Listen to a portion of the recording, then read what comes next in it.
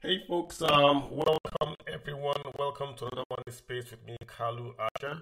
On this space, every week we're talking money, the economy, and of course, personal finance.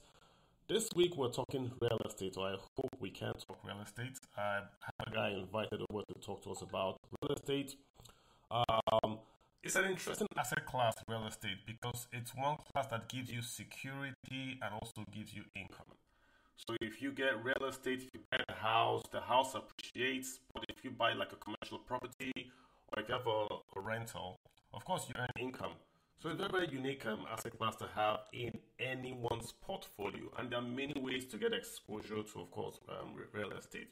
You can buy the house or you can buy the paper that signifies you buy the house. The paper would be like a real estate investment trust or even a mutual fund that invests in real estate. So many ways for you to get access to that market, and that's what we'll talk about to compare which is better, buying the house or buying the location itself, or actually just going straight to the paper.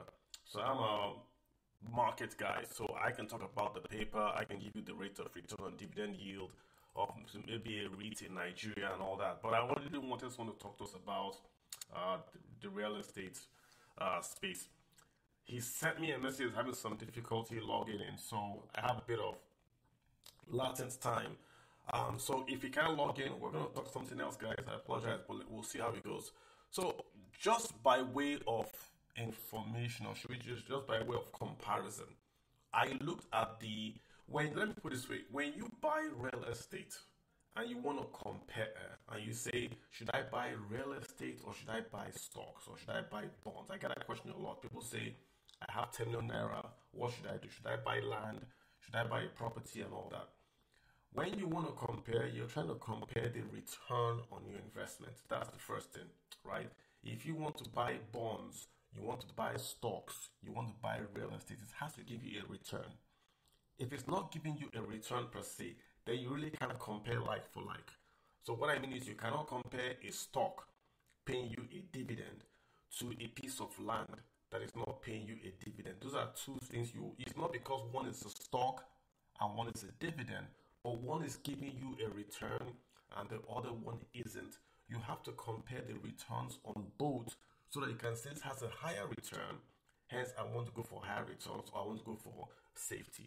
So the very, very first thing you must do when you want to compare, so ask yourself, is there a stream of income from that asset class? So if I was, say, 40 years old and I got a 50 million naira loan in Nigeria, where should I invest that 50 million naira loan in Nigeria? Remember, if you put it in equities, which is a stock market, you are going to get an appreciation in the investment you put in. So the principal, this is a simple word, the principal might increase, right? You might invest 50 million and it's now worth 60 million because of inflation. But what's the actual return that 50 million is paying you? That's what we're trying to figure out. What's the actual return the 50 million is giving back to you? If you build a house for 50 million naira, the house is worth 50 million. Next year, inflation is worth 60 million. But what is the rental from the house? That's what we want to figure out as well. So we're trying to compare the rental from the house and then the dividend yield from the stocks and even the bond yield from the bonds. We are comparing yield and not the valuation per se of the stock. Many times we make that mistake, especially with real estate. We say if I buy a house worth 50 million, in 10 years it's worth 500 million. So my principal has appreciated. That's fine. But what is the yield? The yield is the real return that you want to be comparing with. Otherwise, it might be a shocker. Better for you to simply put your money in the bank and get the return, because of course you have no cost of maintenance, you have no cost of paying this to the local government or paying that. All you have to do is invest and get the money. That's the difference between asset class comparisons. You have to compare the return, i.e. the yield it's giving you. So question for us now. I look at the market and I ask my computer, what's the highest yielding investment in Nigeria? This is the dividend yield. So if I invested 1 naira, which companies in Nigeria would give me the highest return in terms of return? Not the appreciation in the stock price, but the return to me vis-a-vis dividends. Number one was UBA, about 11%. Number two was Access Bank, about 10%. Number three was Zenith Bank, about 9%. So banks, banks, banks. The fourth one was SFS, Real Estate Investment Trust. So a real estate investment trust takes your money like a mutual fund and then invests in properties.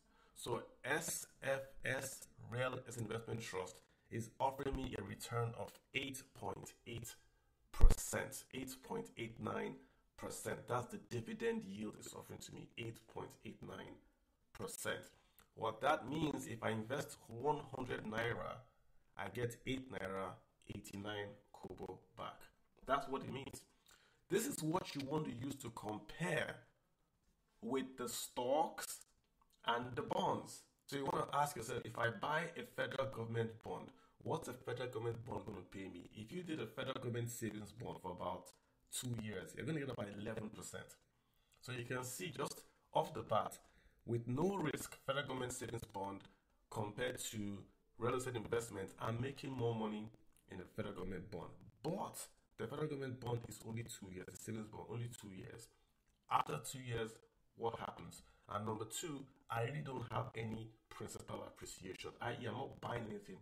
I'm buying a house that would appreciate, but in this bond, I'm putting my principal down and I'm getting a rate of return on it. But I want you guys to understand what I'm doing here. You are looking at the yield, and your yield is what you make as a fraction of what you invested.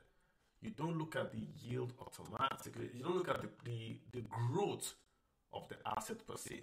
You look at the yield, what you are making from that investment. So that just want to set that stage for us. Now, when we're talking real estate, we have to stop looking at the asset appreciation itself, but try to look at the return that principal I have invested has returned for me. Which means if you have property today and that rental is giving you less than what the federal government will pay you if you invested in a bond, then quote unquote you are losing money, because you should not get anything less than what the federal government, which is the risk-free rate in Nigeria, is. See the point?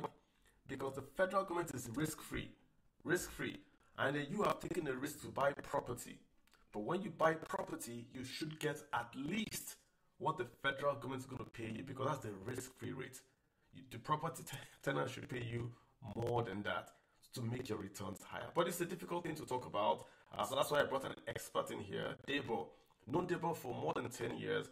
I've been a customer, also I consider myself a friend, and I think it's been in that space. It's very, very hard to get people that in that space consistently that can come and talk to us about real estate. So I brought him in here this week to talk to us about real estate. We have a lot of topics we're going to cover. Debo, if you're here, you want to unmute, hit that unmute button, go ahead and introduce yourself. I've done the little talk on the yields, setting the stage up. Go ahead, sir. Yeah, thank you very much, Carlo. Thank you very much. And I'm glad to be here. Thank you for having me. It's a pleasure. And good day to everyone on this space. I'm sure that we are joining from various parts of the world. So wherever you are, please, good day. Excellent, David. Who are you? Let's get to know you. Who are you? What do you do? How long have you done it? Okay, great. So my name is Debo Adijano. Trained as an agric engineer, University of Ilorin, 1994. Should have been 1993, but for ASU strike, you don't take. Served in Maiduguri and then started my banking career in 1996. Worked at the bank for 8 years. I was in Equity Bank, which later joined with, got acquired by Intercontinental, and then Intercontinental got swallowed up by Access. So then left for Fortune Bank, was one of the founding members of Fortune Bank, middle management level, and I exited banking in 2004 to set up my real estate entrepreneurship career in 2005. So what led me into real estate was that my last 3 years in the banking sector, I was moved to marketing. My first 5 years was in operations. So real estate was part of the portfolio I was managing. And in order to write credit, you have to do research and all of that. And all of that opened me up to the world of real estate. I got hooked on it, I guess, and I've not recovered since. So I've been into the real estate space since 2005 as an entrepreneur. Started Realty Point Limited with a few investors. We are 11 in number. And we are still together till today. The company, by the grace of God, has been in existence for almost 20 years now.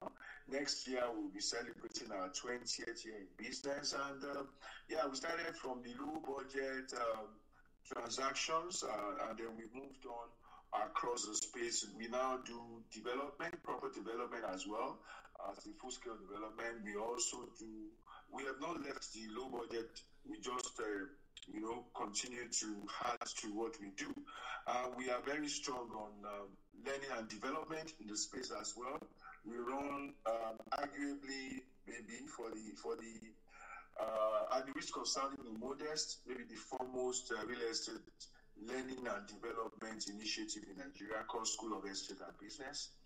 And we also are into investment aggregation in some sense, using very dynamic and innovative instruments to ensure that people can invest in real estate. Our own drive is really to democratize real estate. That is from day one. So our target market usually includes the low end. That is not to say that we don't deal with the high end, but we usually have the low and the middle in our consideration in most of our portfolios.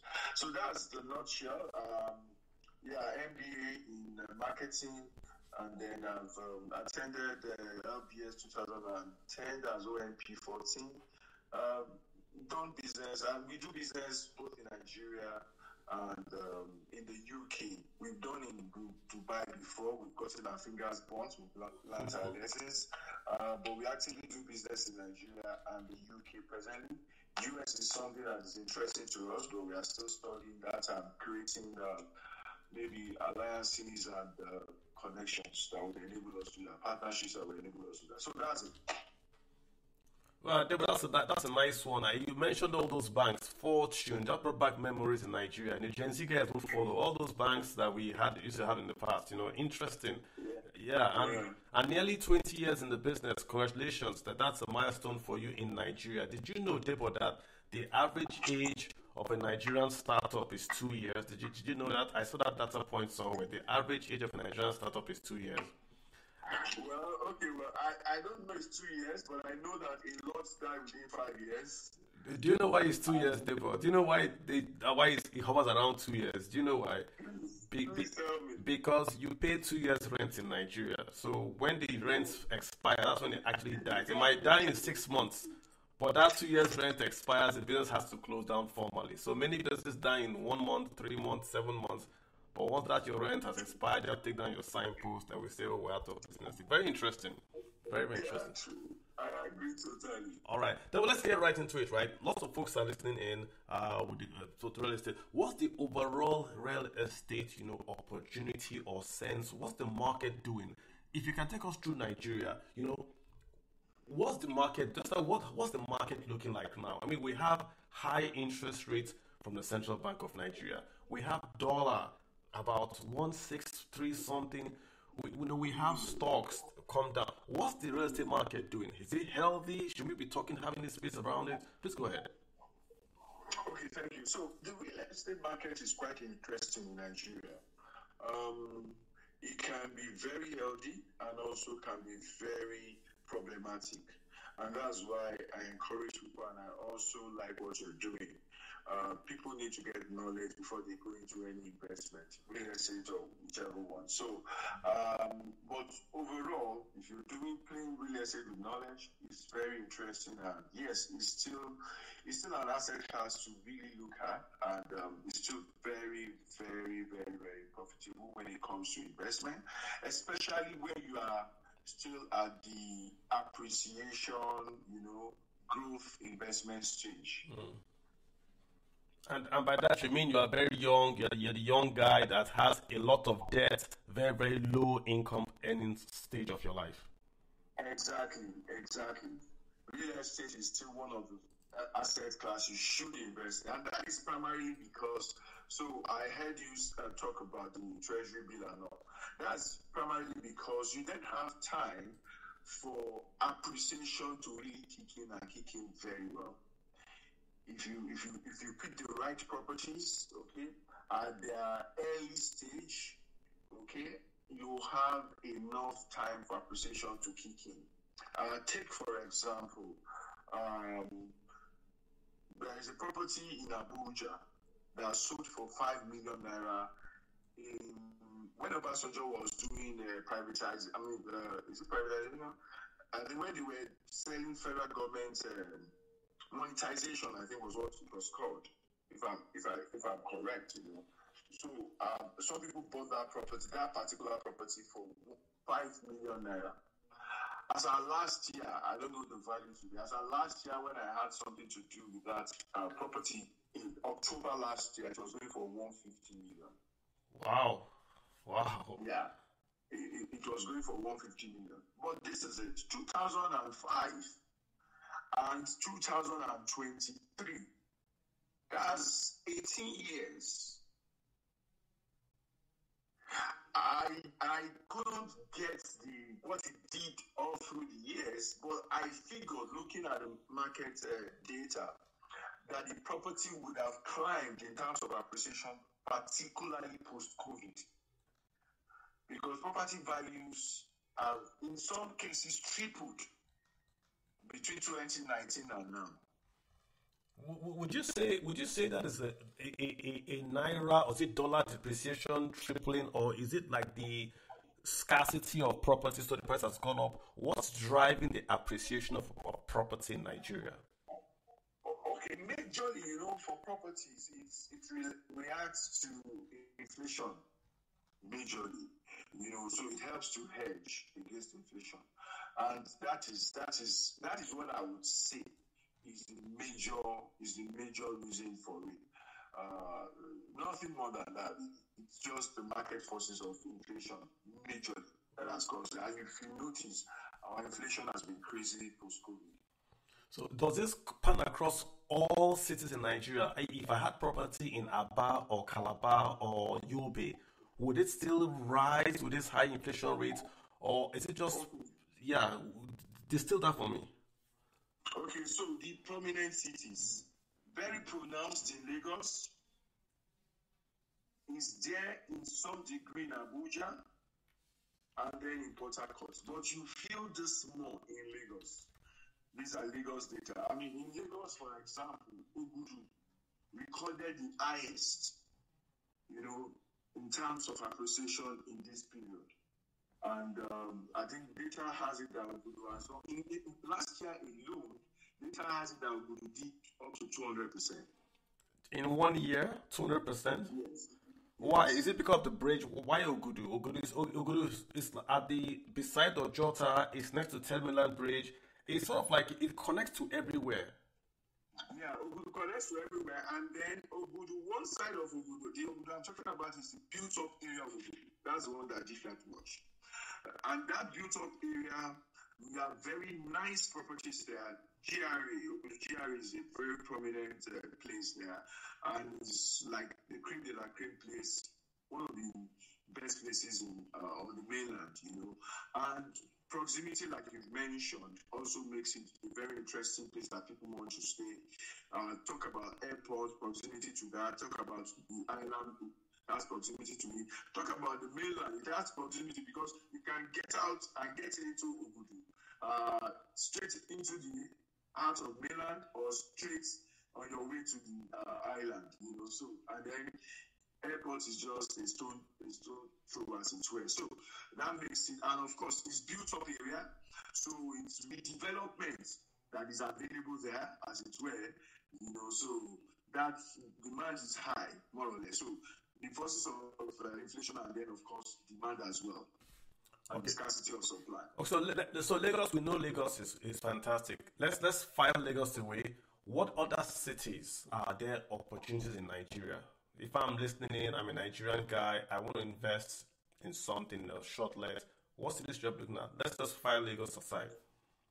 Okay, so if you're saying short leg particularly, No, right? no, just investment in something that can give me, like you said, rental, or if the appreciation will be there, there'll be rental. What are the good opportunities? Where are the Floridas in in Nigeria? That's what I'm trying to figure. Well, the Florida and Nigeria is Lagos and then Abuja. A bit of Port Harcourt, but because of the political, I would say, turbulence in Port Harcourt, to an extent, it has also retarded the growth in that market. You know, it's been when Wike was there, it's either that he's facing one challenge or the other, or in quote, he's crossing one challenge or the other. And then when he's left, Fubara and Wike's challenge, you know. So that's also created the insecurity, the oil bunkering, and also all of that has some effect because a lot of, I think towards sometime between 2019 and 2021, a lot of people migrated from Port Harcourt and relocated due to insecurity and all of that. So I would say that this is how I would classify these cities. Lagos, if you call it a city, okay, Abuja, okay, then you can follow it up with the likes of Port Harcourt, and then you can start taking maybe Akwa Ibom. Okay, Akwa Ibom is also doing relatively well. Reason is that a number of industries moving over there. The landscape is beautiful, and infrastructure-wise, it is top-notch as it were. So it's witnessing a lot of foreign direct investment, especially along the line of manufacturing, production, processing, and stuff like that. So it's causing some activity in the real estate space there. Then you start talking about the likes of the Kano of this world and maybe a bit of Kaduna. So those are the places really that I would say people can look at, but I would still say if you have the option and if you can afford it, maybe you just want to share your investment between Lagos and Abuja. What about the twin cities? I mean, in the US, they have what they call tri-cities. You have the Ogun State Lagos axis. You have the Nasarawa Abuja axis. You have the Aba Port Harcourt axis. Is there any trend to say if I go to Ogun, the Lagos demand rubs off on me and I'm able to get the same return but in an Ogun State? Same thing with Nasarawa to Abuja. Same thing with Aba to Port Harcourt. Is there any mileage in that conversation? Yeah, thank you very much. So the settlements in the fringes of town, okay, yes. When you talk about Lagos, for example, if you're talking about the ways of those worlds, the back for the Aripu, Mowe or Father, you know, that axis, yes, it's already enjoying Lagos is rubbing off, but not exactly the same rate. It's just that these are places that where you position yourself rightly based on maybe government activities and stuff and information. It could be the right time now, and so some of the infrastructure coming on board will then help the spike that would result in very appreciable growth in terms of appreciation. Then, so the end, Epe is Lagos, but then there is the Ijebu side that is bordering Epe around that Epe axis. So that also starts to enjoy Lagos. Also, the state government had the foresight to then do a road, you know, almost like, it's not, you can't compare it to Lagos about the express, but then it's good standard road that you can escape to Abeokuta and go through Ekpe and stuff like that. So that also has caused some business and acquisition in that area. Then Badagry, well, Badagry has a dead end, except you are talking about Kotonu. So Badagry is only enjoying what Lagos can do. But then on that axis of that Badagry, there's Agbara, which is Ogun State as well. So that area also kind of, Lagos is also kind of rubbing off in that axis. Yes, so what you're saying exists. I can imagine that for Aba and Port Harcourt, Abia, because of what is happening, has also started to see some appreciation and some interest in real estate, as it were. Abuja, yes, of course, the areas of this world, the Marabas, the Sulija on the other side, the Kupwa, Sulija area, and then yes, Bilkashi, and all of those areas that are fringes of town. Yes, they are enjoying all of this. All that above. Yeah. Yeah. Yeah, I mean, I remember when I went to Calabar. I think I went to Calabar in August, a long time ago in August. And I know I asked the hotel guy if I could book a room then in August for like December. I don't come for the carnival. The guy told me from November there is nothing available in Calabar. Not just the hotels. Before there was Airbnb. He was like, people will even give their house in Calabar, the residents, and then they'll sort of like maybe move somewhere else off the street, because they give the homes off the streets and then they move for that 1 month period of December. So why I'm bringing Calabar up is there a correlation between when the state government invests in infrastructure? Again, the example of Akwa Ibom.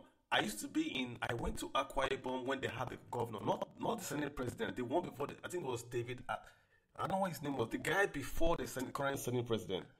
I went to Akwa Ibom when the guy was the governor. And I'm not kidding. There was nothing in Akwa Ibom. This Senate...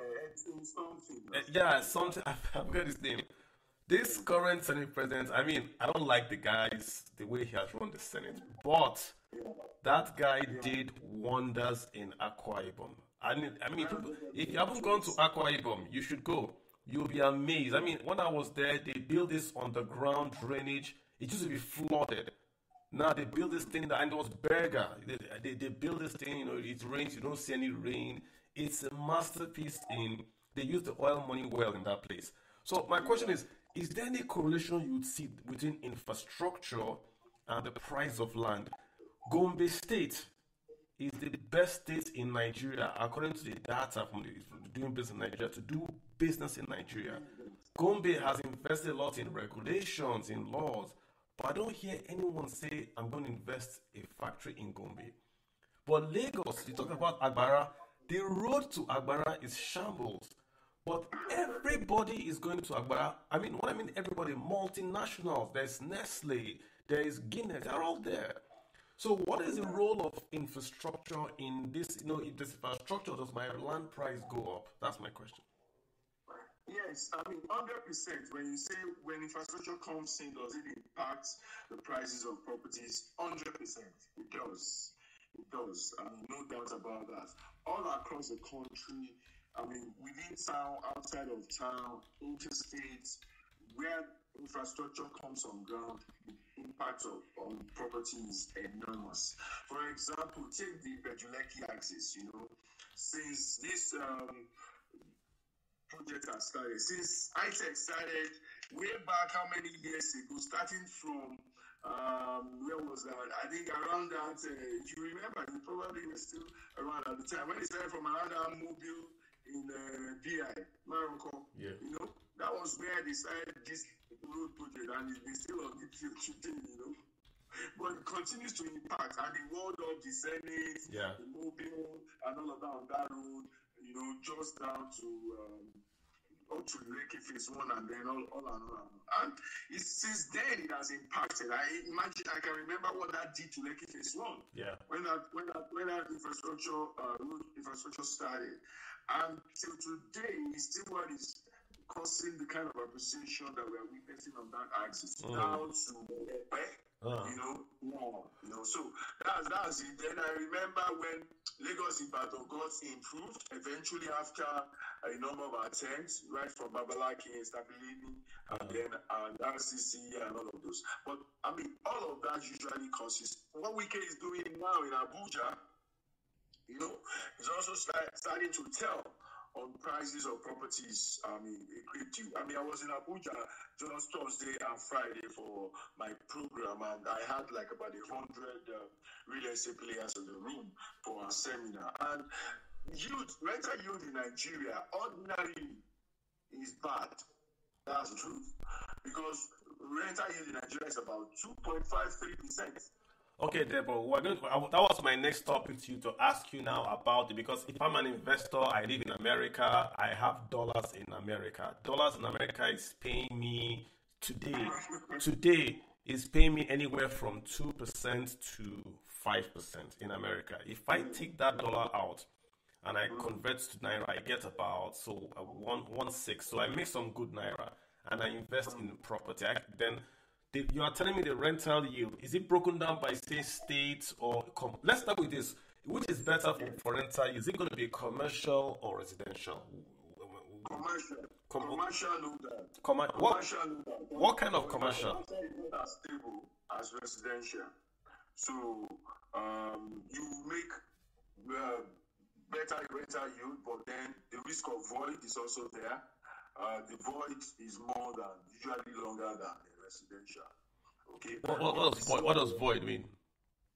Vacancy, the period we experience an empty property. The time between when the tenant leaves and you get another one. When you say commercial, are you referring to shopping malls, student accommodation, or what is just be clear? All the components, I just divided real estate into two, residential and commercial. So it includes anything that is commercial. If you talk about retail malls, if you talk about hospitality and all of those, you get more returns with commercial property. But if you now break it down, even within the commercial space, and you say retail mall, hospitality, what other? Maybe I don't know. Those are the factories, warehouses, and all. My friend does students accommodation. Okay, well, with students accommodation, once you have patient capital, and you can mitigate the risk of maybe, of course, vandalization with insurance, and then the risk of strike, especially if you are dealing with government institutions, by making sure that you tie your rental to the year. It's not the academic calendar. Okay. So, once you can do all of that, the returns are good. It's just that in most cases, the places are saturated. Okay. But let's go back to your earlier point. So if we go back to your comment you made about the rental yield in Nigeria. So on the average, you said it's about 2? It's about 2.53%. However, that is excluding the luxury area. So luxury area, you could conveniently get 5% in Lagos upwards. But I was amazed to hear that in Abuja, in Maitama, for example, you could more easily get 10%. You can get 10% in Lagos as well, but it's not really going to be high. But in Abuja, I understand that you could more easily get 10%, especially in the Maitama area. As in, you can get a property for 900 million and you are able to rent it out for 90 million per annum. However, what people are then using to mitigate or to let me say to put their yield on steroid when it comes to rental yield is shortlets, is service apartments. That's what people are using. And if you get it right in certain places all through the year, you would average out at a very good return. But if you also you don't properly choose your location at all, it could be better that you have either shared apartments or just outright traditional rental other than service apartment. Because when you say 10%, but let's break that down for people. So if I take 100 million naira and I build a twin duplex, I stay in one, I rent out one 4-bedroom duplex, normal standard Lagos one, in say Surulere. What's the rent in Surulere for that four-bedroom duplex? 4-bedroom, what's the rent in Surulere? 4-bedroom duplex rent in Surulere, maybe as of today, you may be looking at about, depending on where it is and the age, maybe between 5 and 8 million. So even if we take, so that's the thing. So even if we took that 5 and 8, not even 10 million, which nobody will pay you in Surulere, it's still below 10%. This is the point, that the rental yield, when you really drill down, it's not a lot. Because if I take that money, it's not a lot. At all, I said it's bad. That's why I started. I hear you. So then you made the point of patient capital, which means this is money that I have that I can afford to invest and wait for say 10 years or so. It's patient capital. If I had patient capital, it means I'm not paying back interest. Maybe I have $10,000.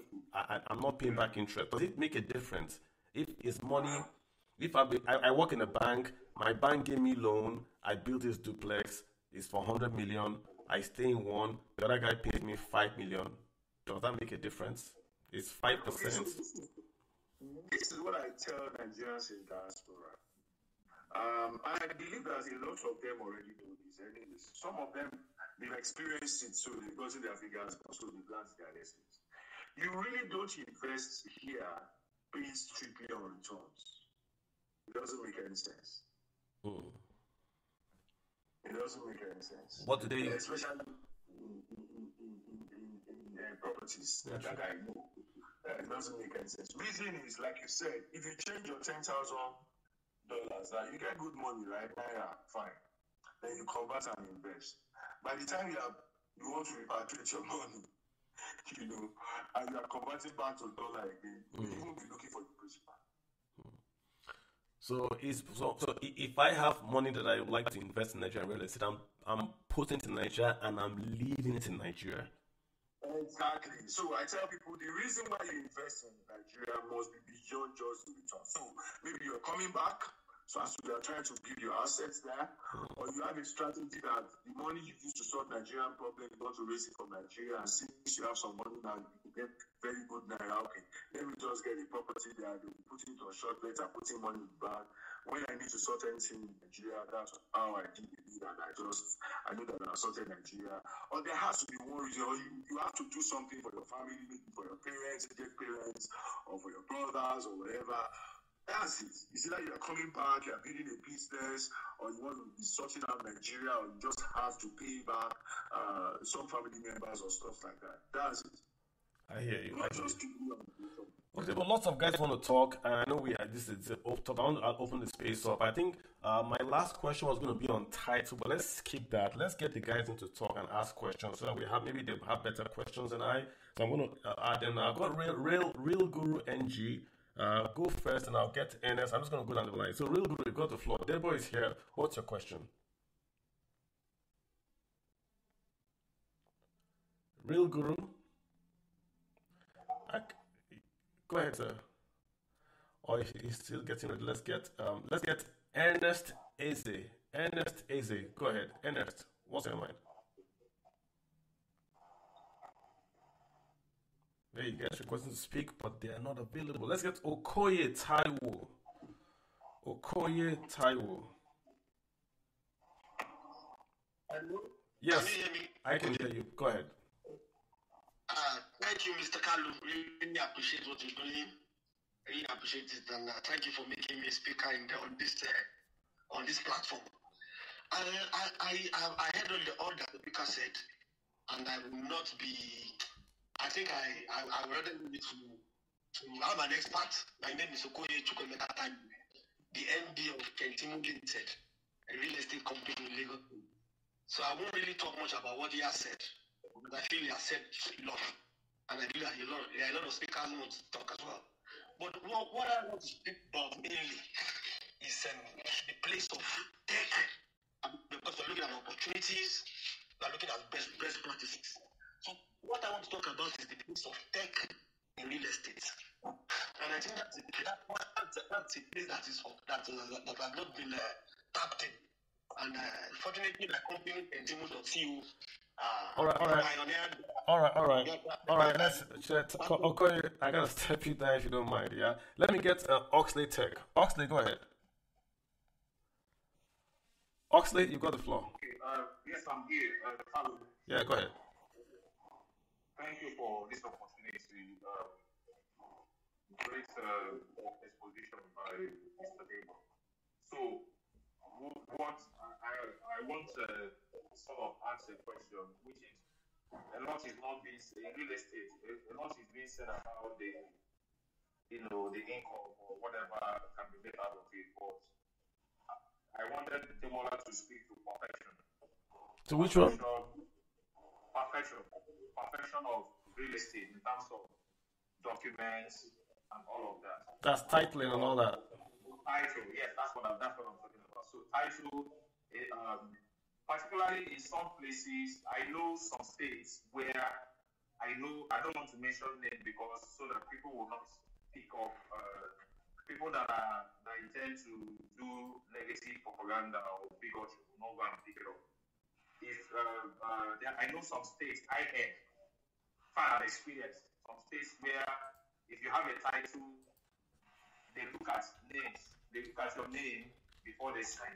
They look at your name before they would sign. If you apply for a governor's consent or you apply for a title, there are some things that goes into it. They look at your name before you sign. So my point is, if you say that real estate is profitable, what about, yes, it might be profitable, but some people at the end of the day get their thing as bonds because most of these things are connected to. Oxley, I know where you're going to with this, but I want us to focus on the business side of this, the equations, the one that Debo can answer. Debo can answer anything to do with title or like all that stuff. I get you, right? But I was going to ask him more on titling, like if I'm what's the process, for instance, in Lagos to title property? I was going to ask him that. I was going to get him to speak. So try to ask what he can answer. He's just a guy, hosting like you on there. So, yeah, you want to rephrase that? Yeah. Okay, fine.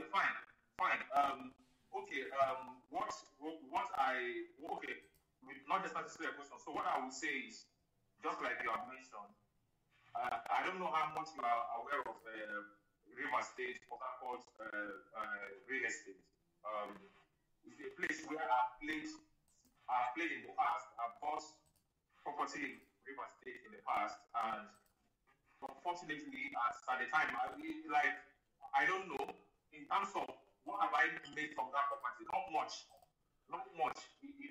So I don't know whether you have experience with River State. I don't know whether you have experience with places like Delta State, because we've talked so much of Lagos. I feel the Lagos market is maxing out.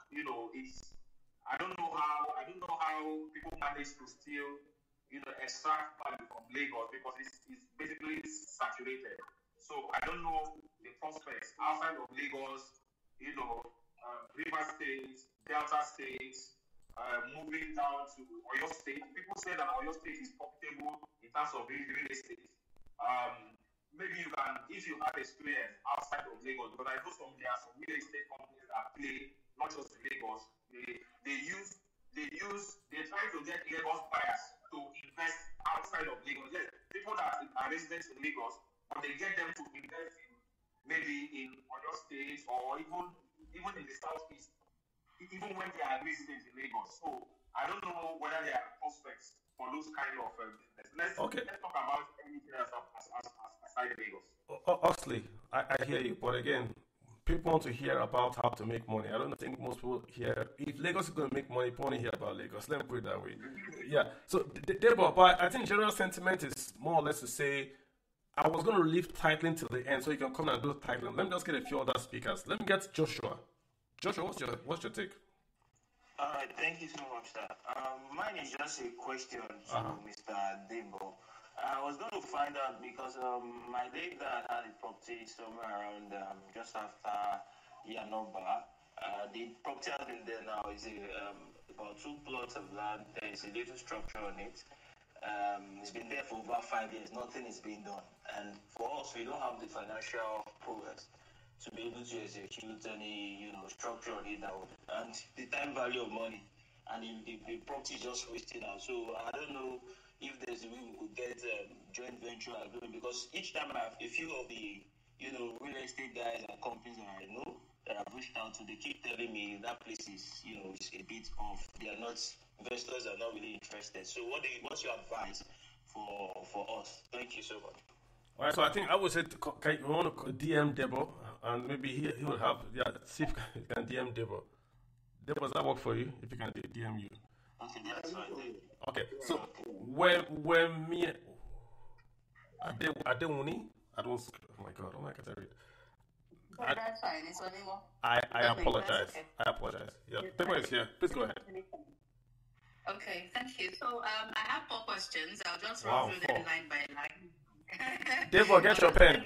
Okay, yeah. I'll be glad if you can run through them. So the first is, do you suggest to build or to buy? I'm talking about property in Lagos now. And of course, most of the areas in Lagos that have land right now, talking outskirts, if you get what my meaning. So, but do you suggest in terms of profitability to build or to buy?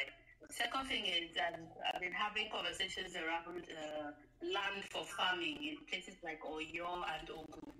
Do you think? I mean, I'm pretty worried about insecurity and all the works. But do you think that's profitable? I think it's also good for us as a nation to begin to farm.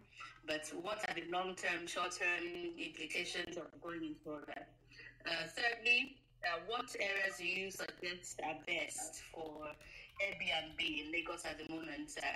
I'm a bit worried that it might become quite saturated, but your thoughts will be helpful.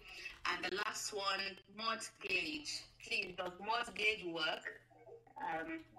And how can we enter into mortgage for profitability right now in Nigeria? What's working for mortgage? Thank you. Excellent questions. Debo. Thank you.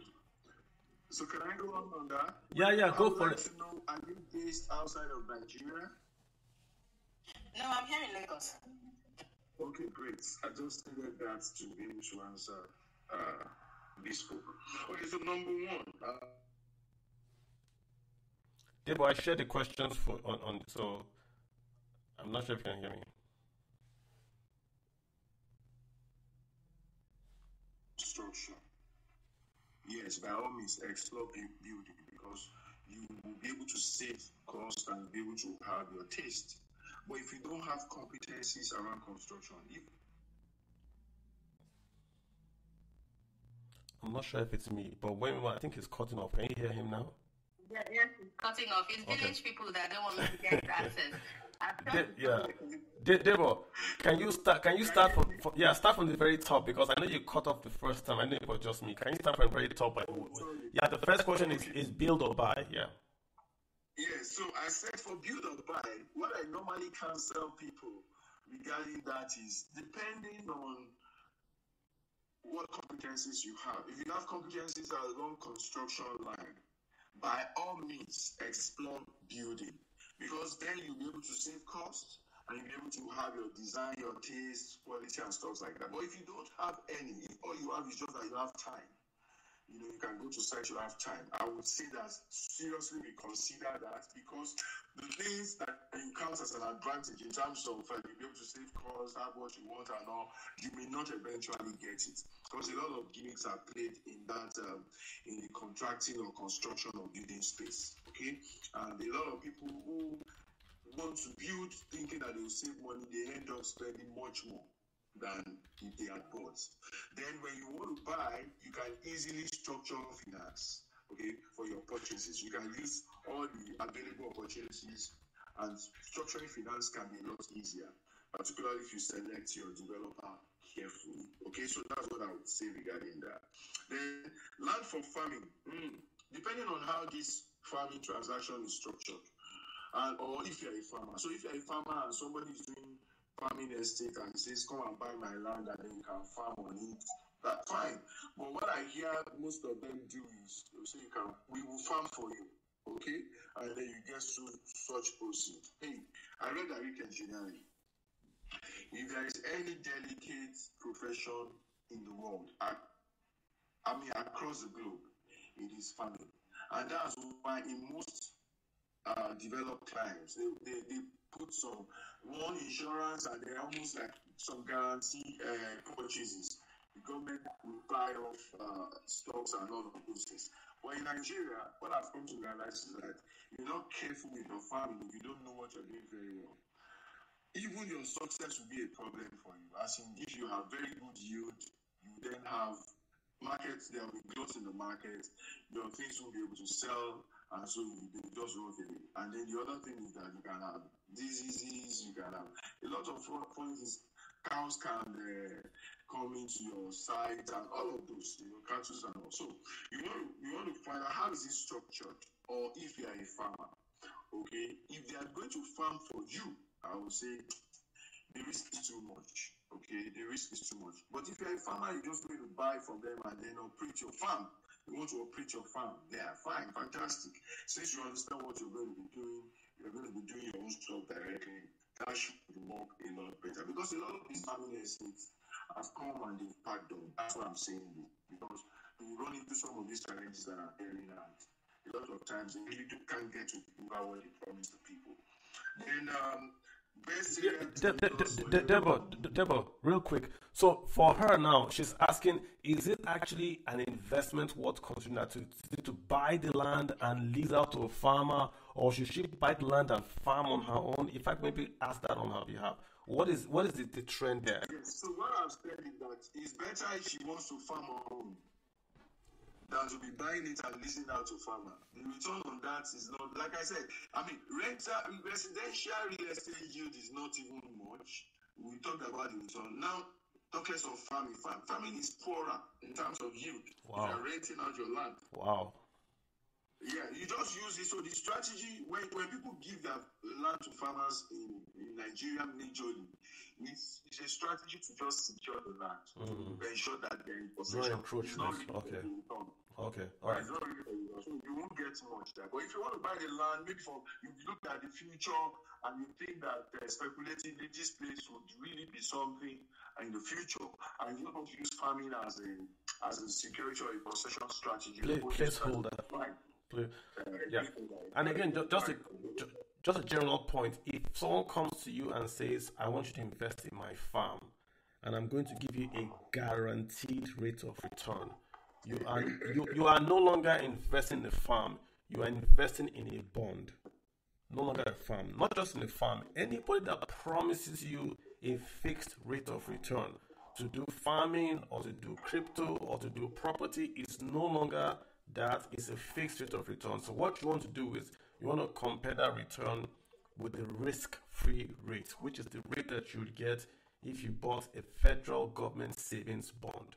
If the federal government savings bond is paying you more, you don't invest in that other venture. Because once it's a promise, it's a bond. It's no longer an investment of profit and loss. The promise makes it a bond. So it has to have a higher return, higher than the federal government bond. Just putting that out there. So therefore, the third question I think she asked was, let me see. Okay. Yes, on mortgage. But before I go into that, let me even write on what you just said. Beyond just that, the return should be higher than whatever. Even when it's higher, fine, it should be higher. If it is a private bond that is not regulated, the risk is a lot higher, and you want to really be careful.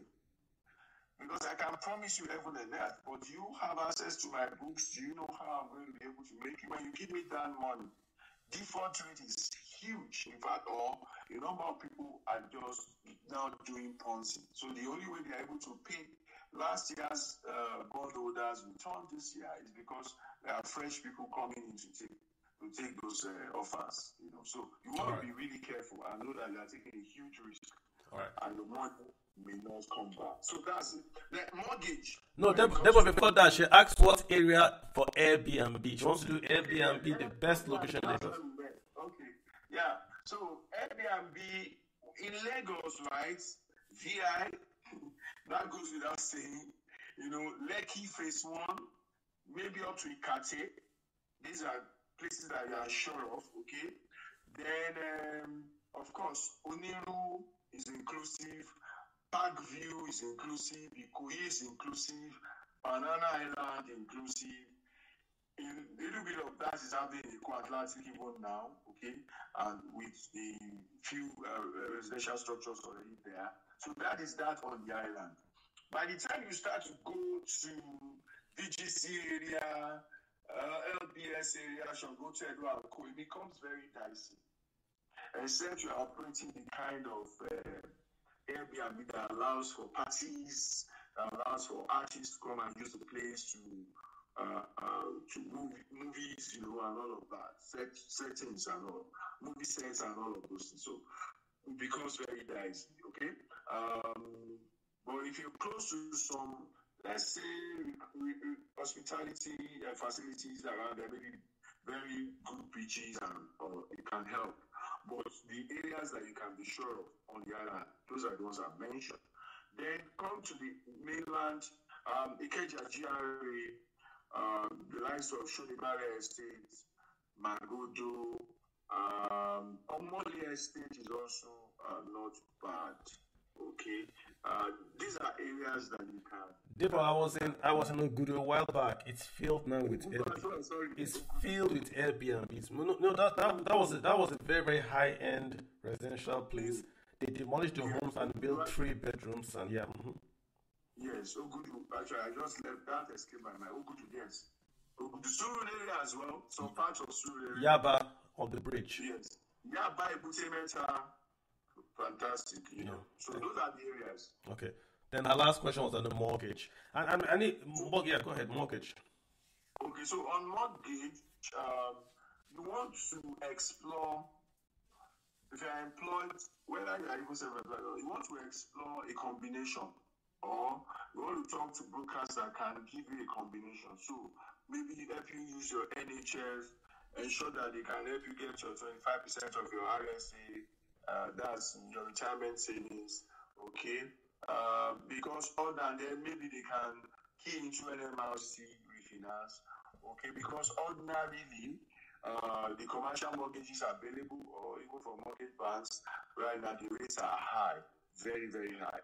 So you want to do an hybrid. I think they're over around 25% of us right now as we speak. So you can imagine what sort of mortgage that is. Okay, but I'm also aware of some REITs that also does you can almost say pseudo mortgage. Okay, it's a REIT, but what they give out is mortgage as it were to buy properties, and they pride themselves to be giving very good interest. I think they can do like 15%. That also exists. You can private chat me if you want to explore that. They also have facilities to be able to do 50-50 with you. That is co-ownership. They buy into the property 50%, you buy into 50% if you can't buy it all. Okay, and then in 10 years they have to exist. So either you buy them back, buy them out, or they will sell the property and then you guys share 50-50. So that's what you get when it comes to mortgage. But it's still very much possible depending on what you're earning, okay, and how old you are. All of that would affect. Yeah, and let me just also make this point again in terms of mortgages, bro.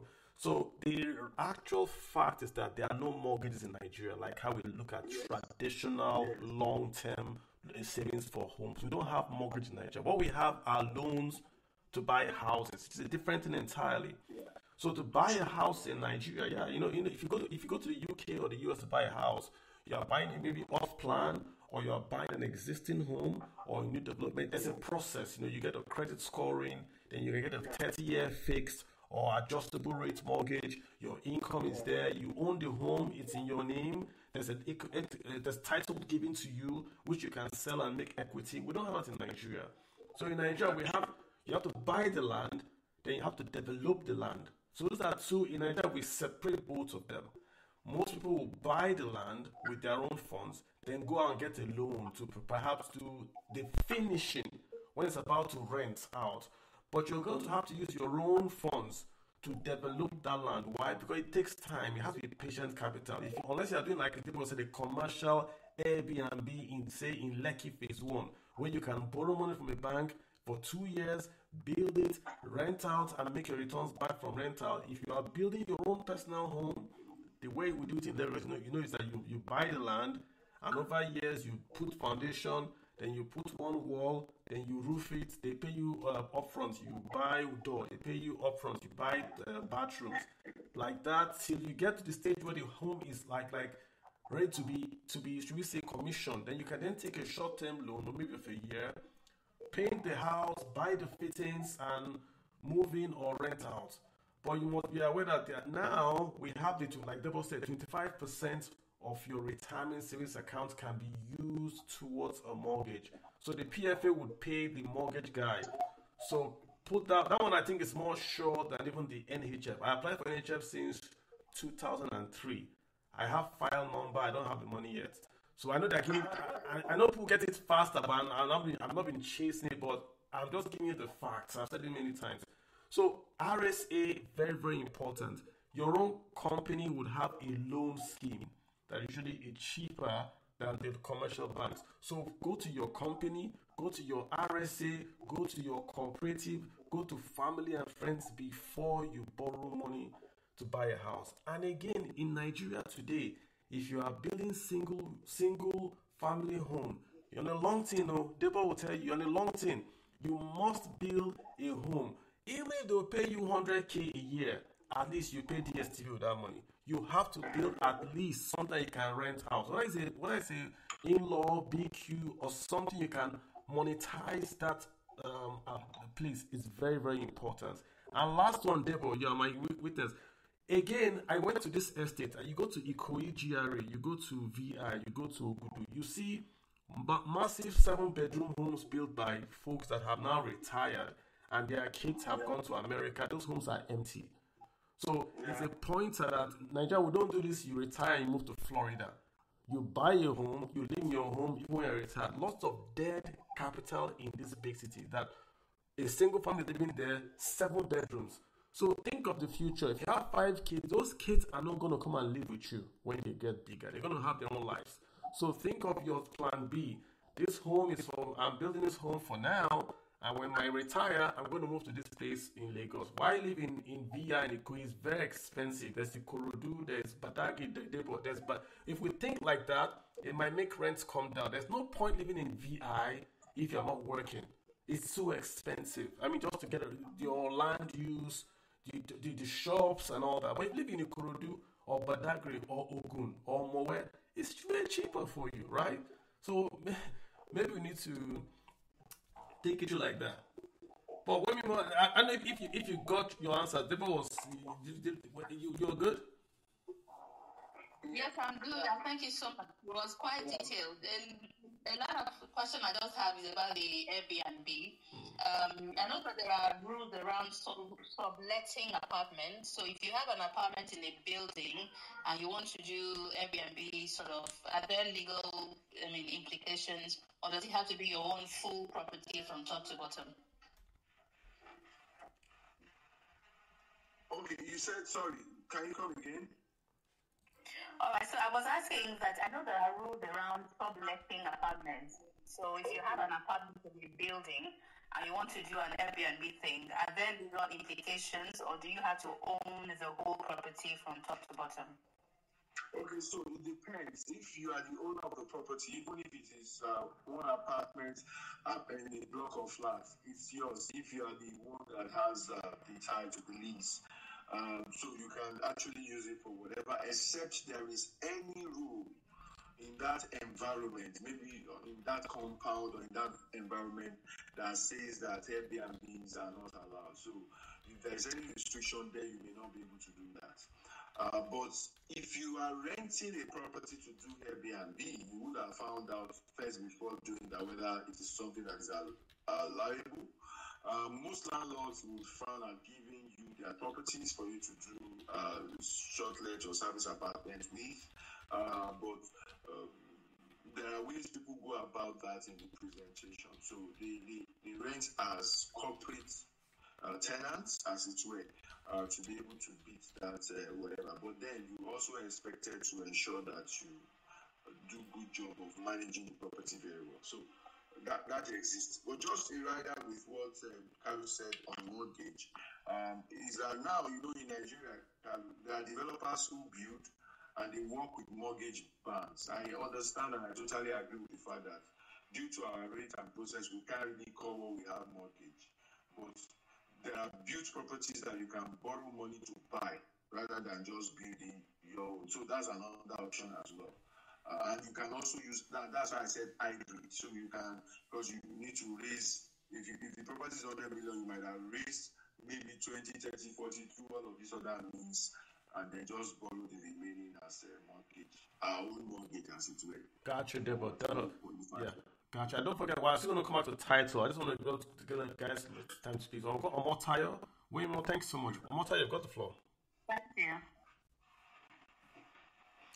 Omotayo, then Pilgrim. Omotayo, then Pilgrim. Omotayo going once, Omotayo going twice, Omotayo. Hey, Pilgrim, you got Alright, so Omotayo, hi, go ahead. Yeah, go ahead, Omotayo. good evening, everyone. Good evening. Yeah, it's a nice space you got here, and I love to actually listen to interesting topics as this. especially at this time in the country.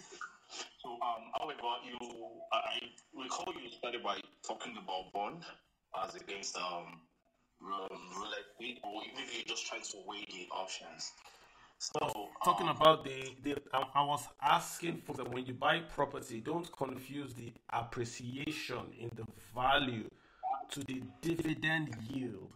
You have to compare dividend yield of the property to the dividend or coupon yield of the bond, and then there's the dividend yield of the stock. So yield to yield, not value to yield. That's the point I was making.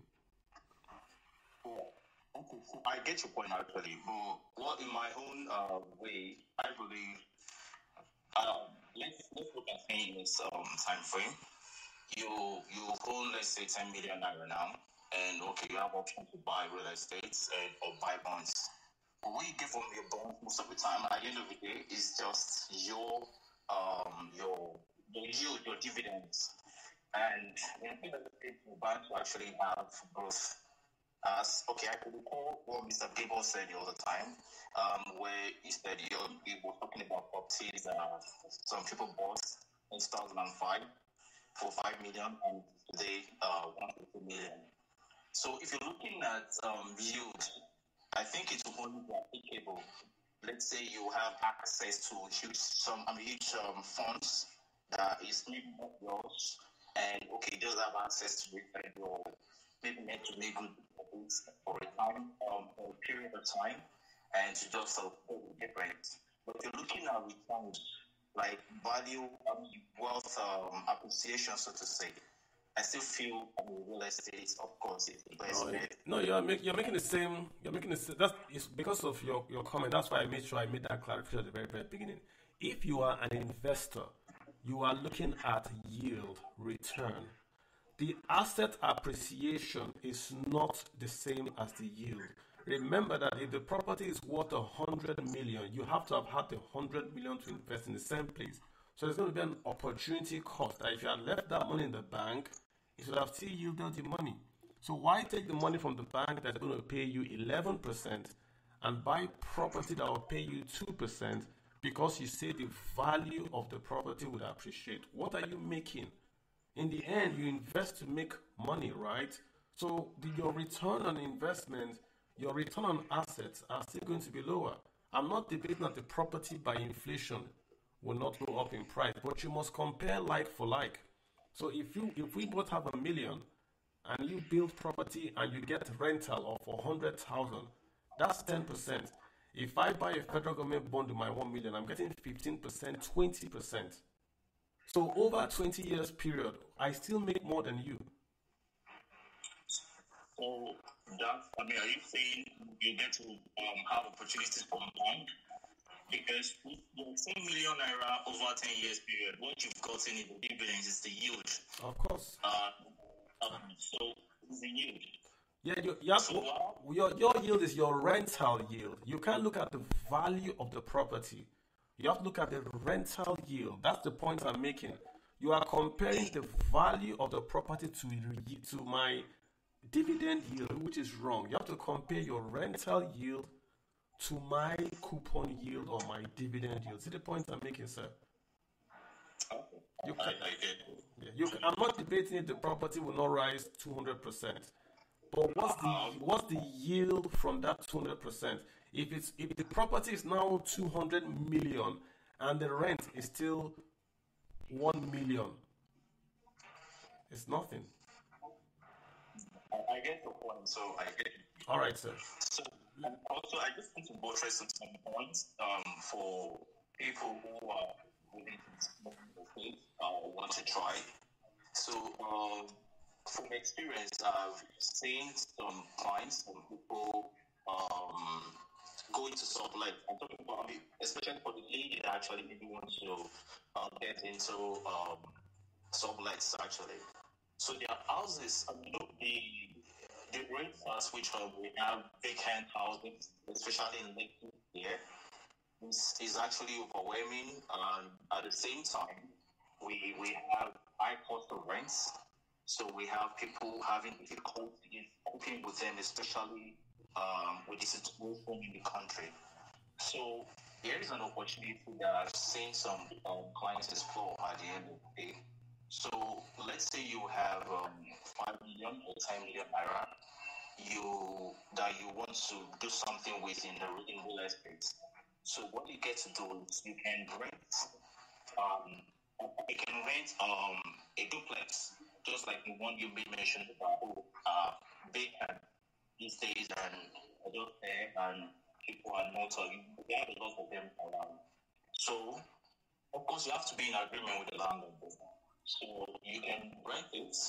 On renting it, you can sublet. You can make it into one bedroom, you can make it into 2 bedrooms. You can that's on the landlord permission actually. So you get you can create studio apartments. You can create different opportunities for people to All right. come and rent. All right, Taya, I got you. Good points. Let me get Pilgrim. So I got Pilgrim and then Shetty. One more time, thanks a lot. Pilgrim, go for it. Then Pilgrim and Shetty. Yeah. Good evening, elder brother Carol. Good evening, everyone. Thank you, Motayo, for excellent introduction. An amazing resume, I must say. I've got a question for you. My name is Chika Okeke. I reside here in the UK with, of course, interest and investment in real estate in Nigeria. And my question is for Mr. Debo, going from my own experience. I've always invested in real estate in Nigeria, and it's been all well relatively until the tail end of the Buhari administration with the bit of the dollar pound messing up, and then ultimately fingers completely burnt in the last 1 year, I would say. And my question would be, what is first? 2 questions, and first one would be, in terms of the devaluation, Debo, I've got an experience where properties that have purchased things in 2019, 2022, and for £1,100 to dollar, and then they've appreciated. But today, when you look at the value, you want to bring back money here is worthless. I've got property in Abuja that as of 2019 was returning back here to the UK for me £6,000 at the exchange rate of about 450. That property at 2.1 million rentage as of 2019, 2020. Even with a 50% on risk, I was advised by the agency, I didn't want to, but what can you do with inflation? Even at an extra 1 million, which means property is being rented at 3 million for 2.5, 2.6 for some people. The return has now gone down from about £6,000 coming back in 2019 to a paltry £1,800, £2,000 today. I repeat, from £6,000 in 2019 at 2 million to about £2,000 being returned now at about 2.5, 2.6 million rent. So it's horrible, it's terrible. And now I have properties that, not just me, other people here in the UK, and of course friends that live here that I know.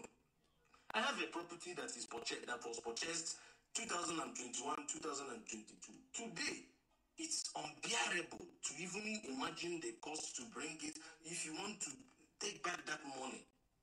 Because definitely we changed pounds to purchase those property. And my question to you, I had when you were talking about the issue of we investing just because of family members. But how do I put in 200 million and above just for family members to maintain them? It's easy for me to send them £500 to pay school fees of people, £1,000 but investment in real estate. No, Pilgrim, I want you to ask. Go to the question so you can call us the folks. Yes, go to the. What is the way? What do you advise the diaspora with the issue of this devaluation? Have we come to the end, or are we still at the position where £100,000 comes in, and then today at 2,200 to a pound, and after 2 months it goes back again to 2,500? Can you tell us, the diaspora, what is the way forward? Should we be investing at the moment? Should we be buying at the moment? Otherwise, tell us, what is the way forward? Beyond investing for family members, what is the way forward? Where should we put our money? The second question I've got is on the Airbnb. And my question for you, please, if you have got an experience, what also is the future? Today, Airbnb, from my own also personal experience, the cost of hosting has highly skyrocketed with the cost of the electricity tariffs that they've put in now, the petrol and whatsoever. It's nearly coming at par with even hotels and what have you. Competitiveness is now a problem. So again, what is the future of Airbnb today with respect to the hyperinflation, petrol, and the essential things I think it's got it. But I want to take that real quick. He's asking, how do you do this? I think it's going back to your comment about diaspora investing in Nigerian real estate. What's the best practice around it? Do you have any tips for him? And also with the Airbnb, things. Petrol. I have a guy that has an Airbnb. He tells me petrol takes everything. Diesel just takes the whole profit he makes. So, Dave, you have a take on that? Yeah, Dave, you said yourself you can hear me. Get on mute.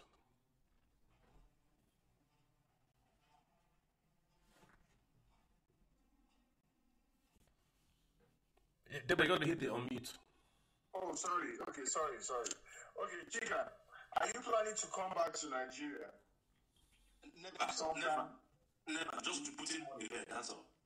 Okay, then I don't think you should be putting money, except for social reasons that I mentioned earlier. So you probably should just know that, well, sorry, I've invested all of this, maybe that's all I will do. I focus your investment in other places for now. It's until we get to a point that maybe Naira can be a bit more stable again.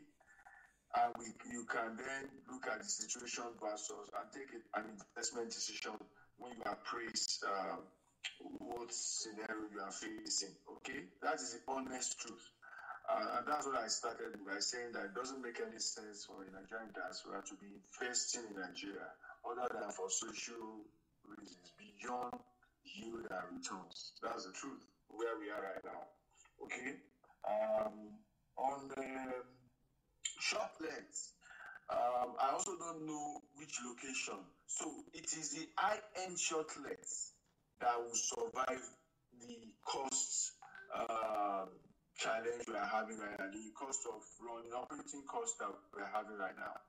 Okay, the high end, where prices can still be moved up and people have reasons why they are taking it. And that's why you may want to be looking at converting your short-let apartment to shared apartment. Shared apartment was what I mentioned earlier, and I think that was what Omotayo was also talking about when he mentioned, your 3-bedroom, you can structure it in a way that even the sitting room can be converted to a room, depending on if you can do that with the landlord, or if you own the property, you can do that. And you rent the whole 3 or the whole 4 rooms out, and you have a common kitchen, just like what they do multi HMOs in the UK, stuff like that. That's what you may have to do at the moment.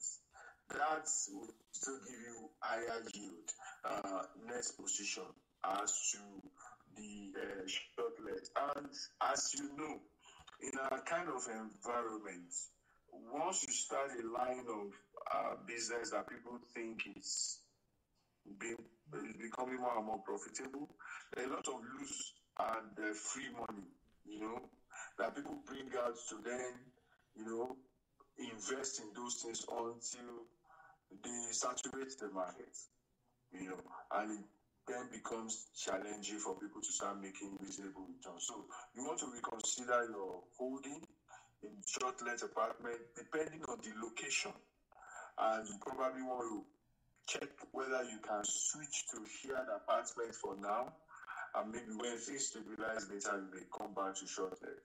That's what I would have with summary. Thank you. So you're saying the location of the Airbnb matters, i.e. if it's in a high end, then the rental they charge can sort of ameliorate those higher costs. Otherwise, move on. Yes. Don't get it. And also don't invest if you're not. Why do you say you shouldn't invest if it's not coming back? Is there a particular reason? Well, that's what I'm saying, because it won't make sense. If you are not coming back, if you don't have a family here that you are buying the property for, you don't have the situations here that usually needs your attention, and you feel that your strategy is solving that, to just have an investment in Nigeria that will be taking care of that, there's no point. I hear you. All right, good. So let's get Shady, then we'll get Badi. Shady and then Badi. Shady, go ahead. Okay, good day, everyone. Please confirm you can hear me. Yes, I can. Thank you. I had two questions, and the previous speaker just stole my thunder on the first one, because taking a loan at low interest rates to buy property in Nigeria, and when it's time to repatriate and you see the exchange rate just crashes everything, is really, really painful. I know many that have gone under. So my next question is going to be, Carlo, you and Debo. Most of our conversation has been around investing in highbrow areas, the Lekis, the Kois, VIs, and that axis. Now we know that property in those places are very expensive. So I want to look outside of Lagos and Central Abuja, for example. Many of us in our localities, what we have there are what I call emotional investments. But if one is to go and invest in real estate in places that are not so urban, in the current Nigeria scenario, is that going to be profitable? So to be clear, are you saying like, give me a town? Are you saying maybe invest in, say, Jos or Nasarawa? Is that where are you going to with this? Can you have a town in mind? Let me use just for an example. Mainland Jos too, the highbrow areas of Jos, now it's also being priced out of. I'm looking from the perspective of someone who's not really balling in mega box like that, but who wants to start somewhere. So in the outskirts of the GRA, in a place like Jos now, if you put in a building or a group of buildings, other than selling for sales, the rent, is it long-term profitable, 20, 30 years? Yeah, but that's your, yeah. That's the short answer. No. Thank you. So, how can it now be? How can we now defeat this obvious? Are there any tips to be able to defeat this obvious challenge of it not being profitable, but yet it's an emerging market? You know it's going to blow in a few years' time. We don't know how soon. So that we are not caught in the lurch of we didn't invest when it was still a very going land. Exactly. So what you just know is that you are playing the growth game, you are playing the speculative game. That's all you know that play. You're not the best. You're breaking out. Hello, can you hear me? Yeah, I can hear you now.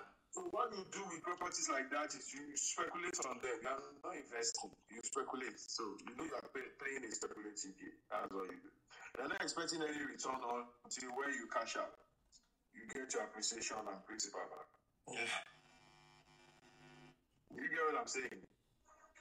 You discount the rent that you are going to be getting.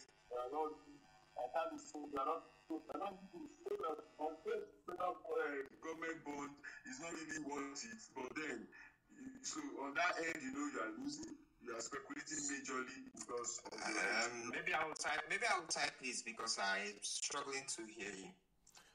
So Shady, I can hear him pretty well. He's saying you are speculating. The scenario you have painted is more of a speculative adventure. That's what he's getting at. But most successful businesses today were from speculations and they hit the gold mine. Or they lost. Okay, that's another way to look at it. Yeah, they lost. So I mean, again, it goes back to this patient capital thing. You know, you started off by saying you were borrowing. If I had $10,000 and I didn't have to pay interest on it and I didn't have to invest it, oh my God, I'll come to Nigeria, buy 5 plots and wait. Buy 5 plots, $2,500 in Nigeria is a lot of money. Buy 5 off commercial, off the beat places and wait. You know, that's the point he's making. If you wait, those things blow up, you are in money. But if you can wait and the thing will become nothing. So it's speculation. You're not going to take that money and say, oh, in 2-3 years, I want to go back and pay off my bank in the US. It's not going to work for you that way. Thank you. All right, so remember the securities around real estate, particularly landed properties in Nigeria, they are not as secured as we think. The threats are from everywhere. There are many ways to invest in real estate. When we started off, we talked about investing in the paper itself. Like I said, the fourth highest paying dividend or paper in Nigeria is the real estate investment trust. I think I started off with that. So real estate is a very, very wide opportunity. You can invest in the actual building, you can invest in the paper, you can invest in the REITs, the mortgage-backed securities. There are many ways to get exposure to that asset class. So don't look at it as just, if you live abroad, I would say if you're not going to come back to Nigeria, why buy the property? You can't inspect it, you can't fix the toilets and all that. Buy the trust that then invest in that property, and then you make your 8% return. Okay, that's enough for you. It's 8%, right? That's what you're going to take home with. That's your yield. You don't have to buy the property to make the 8%. If you're not going to be there, wow, then you want to be careful about that. That's just my take on that. All right, Shady. Let's get Bade. Then after Bade, we'll get. Oh, jeez, he's dropped off. Bade and then Ola. Bade, you've got the floor, sir. Yeah. Good evening, everybody. Good evening, Kalu. Thanks for bringing me up. Am I audible, please? Yes, you are. Yeah. Thank you so much, Mr. Adebo. I greet you. Yeah. From the previous speaker before this last person, Mr. Adebo actually answered the question. I practice real estate in Nigeria, and as well, I work with a commercial bank as well. So from actually what he said about someone pulling his funds from abroad, now, when we are having these trying times, I've had testimonies from my customers abroad because I actually targeted the US markets. I have a lot of customers that are invested in real estate properties from the United States. I've advised them for now to hold on because from their return, it's actually nothing based on what the previous speaker said. But something actually worked out in 2022 October. If you are to look at developing area, not developed area. Developed area is expensive. But if you are to look at developing area, actually sold like 17 plots at Eleco 2021, and I made a sales of 8 tax of land at Ekpe. I sold Ekpe at 500. Ekpe is 8 million, 12, 21 million presently. So this year, February, when one of my customers is actually not concerned about the rates, he bought 3 plots of land at Ibeju for 6.5 2022, and he sold it at 5 million. Because he said, and I told him to hold on. I understand what the rate is going at. Because when I changed the money for him, then I changed $10,000 for 6.8 or so. Then I have the figure. But you have a question in this? No. I'm just chipping into what he said.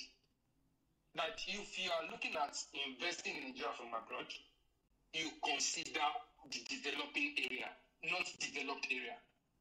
That's what I want to just chip in. Okay, that's a good point there.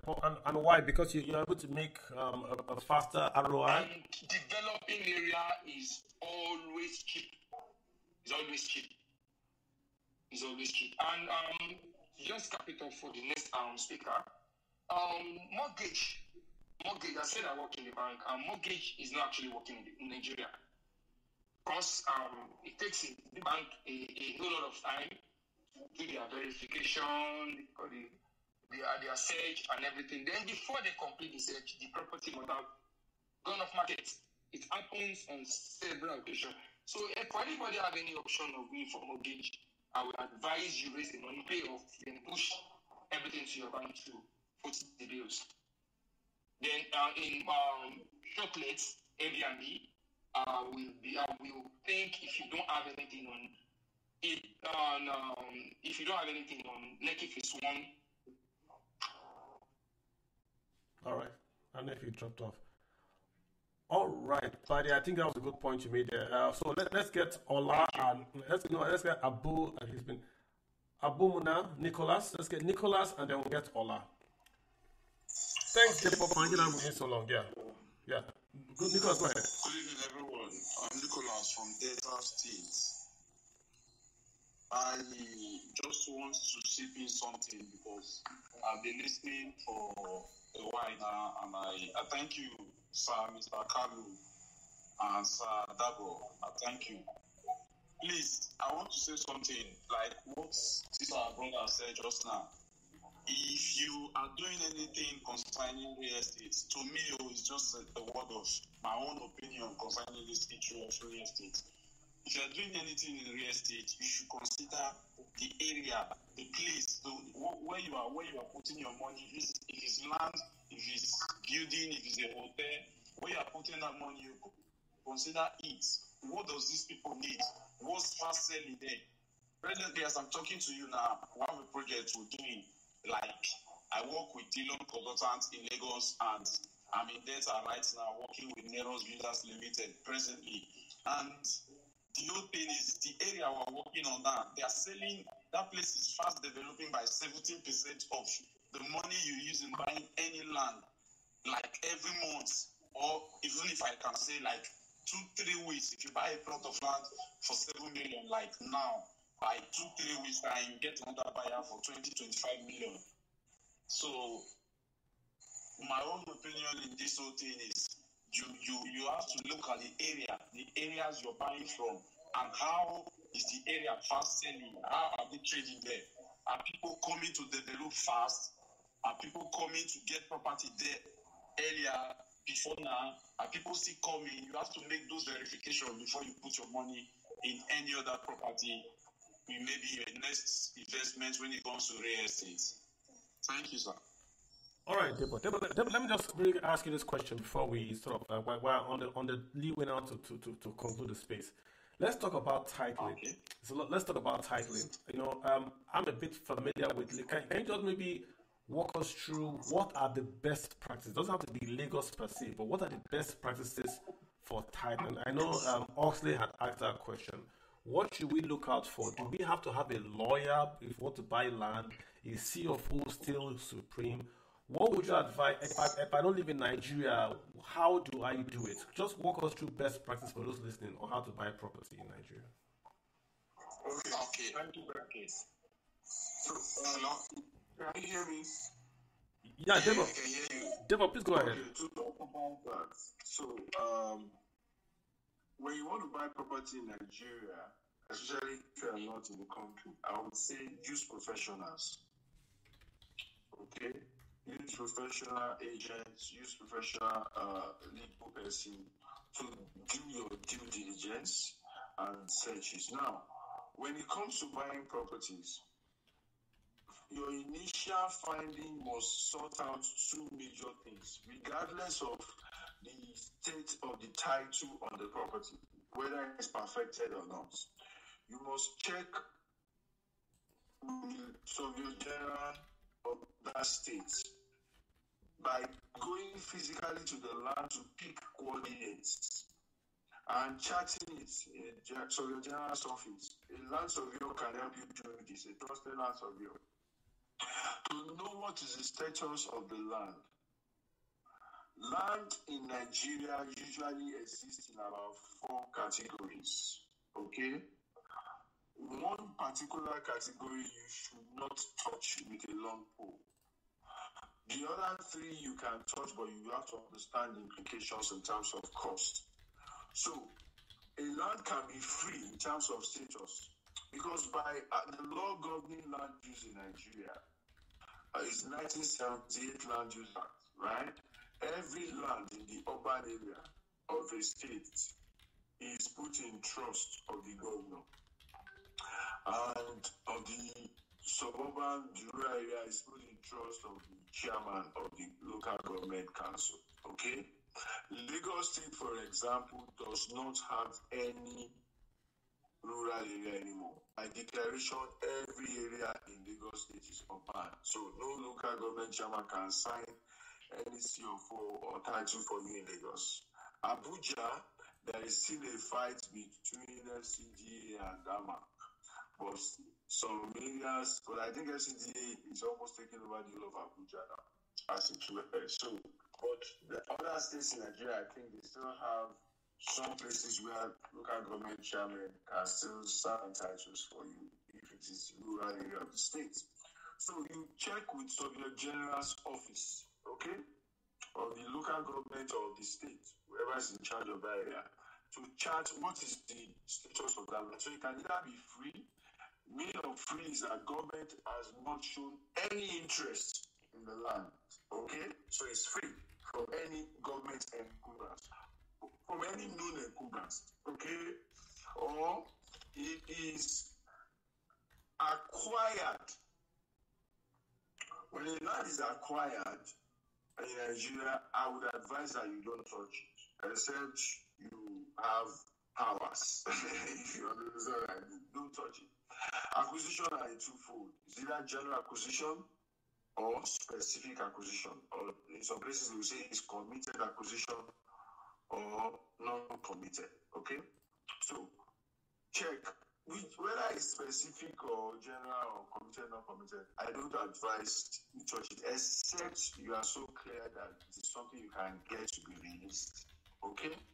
So that's the aspect you don't touch. Then the land could be that it is ratifiable. Ratifiable means that it's been committed, okay? But government has also issued a communique, maybe gazetted anything, to say that, you know what, we've used what we want to use, or we are no longer interested in using it like it said. So we are open to, ratifying for any private use. So that's the type of land you will see you buy twice. You buy from the landowning family and then you buy from government. It just means that you would pay some reasonable amount and you go through some permission with government as well to be able to survey that land and to be able to do your title on it. Okay. Then the fourth one is when it is excised. Excised means that it's been formally acquired before, but now released back usually to the people it was acquired from. Meaning you can trade it. So you see the gazette for the acquisition, you see the gazette for the release. Those are the 4 areas. Now that is one aspect. You check the status. Then with the same coordinate, you also go to the physical planning of that state and check the use you can put the land to. Most states in Nigeria now have what they call master plan. Every land, every inch of land in most states. I know of Lagos, Abuja, parts of Port Harcourt, Kaduna, Ogun State. These places have some master plan. Lagos is almost entirely master planned, totally. So you check in the physical office, what use can I put this land to? That use has to agree with the use you are planning to put it to. For example, if you are planning to do a residential construction development there, it must be that it's either available for mixed use or is specific for residential, then you can use it for that purpose. If they say it is an industry that should be there or it's recreation, you can't use it for your residential, except you are then able to do what they call change of use, which comes by way of advocacy and all through town planners and all through the physical office. You must find out before you take that risk if it is something that is possible and you can have the use changed, okay? The designated use changed to what we want to use it for. So those are the fundamentals.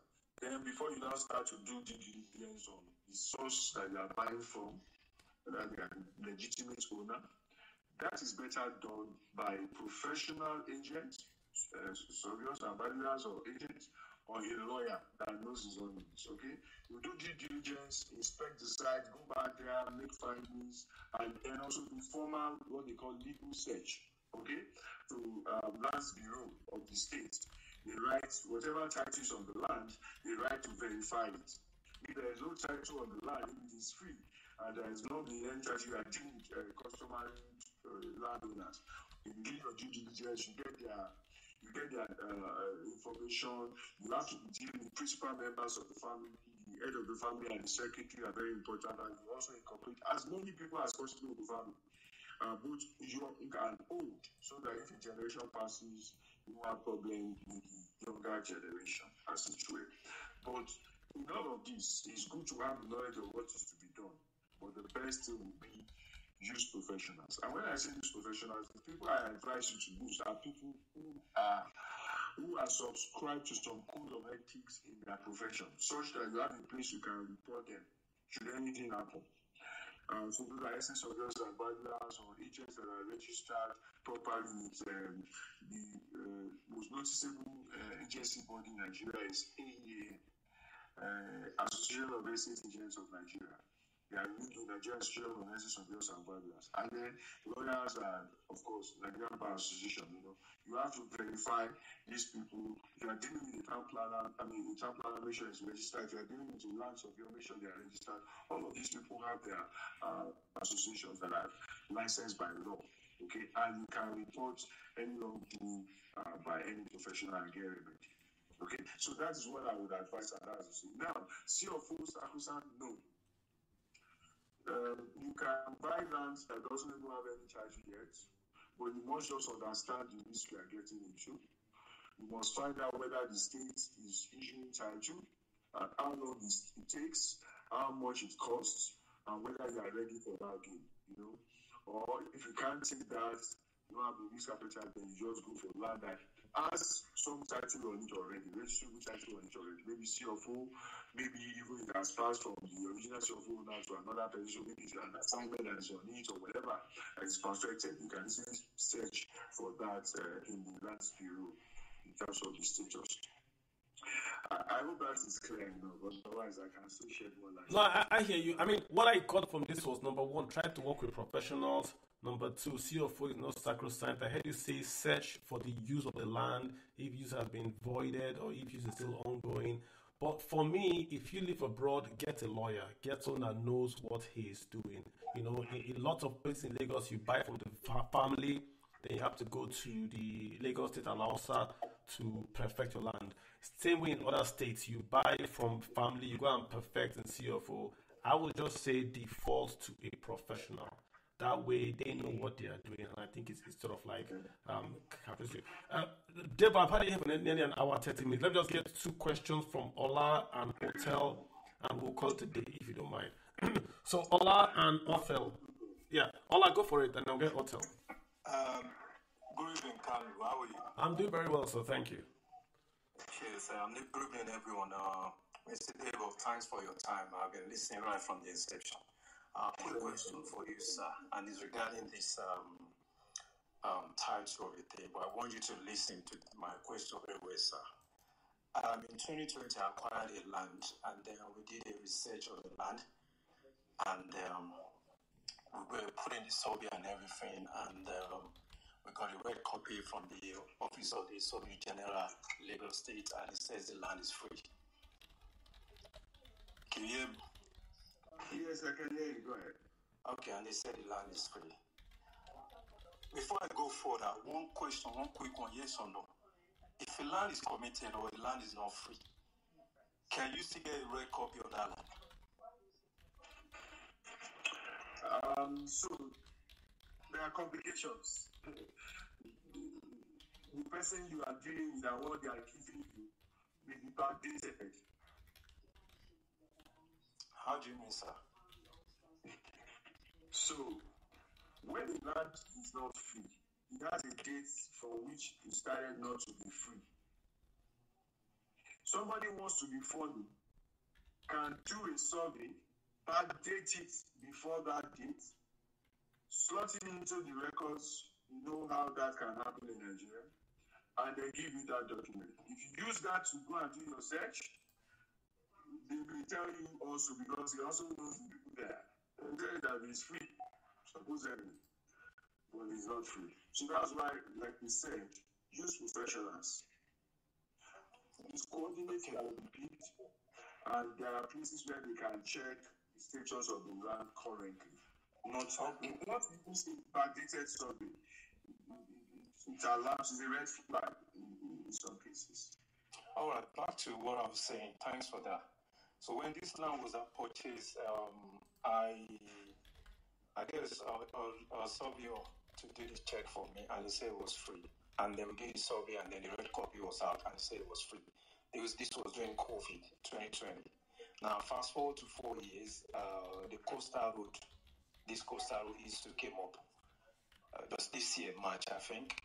And they came to the community. The community is always on COO as well.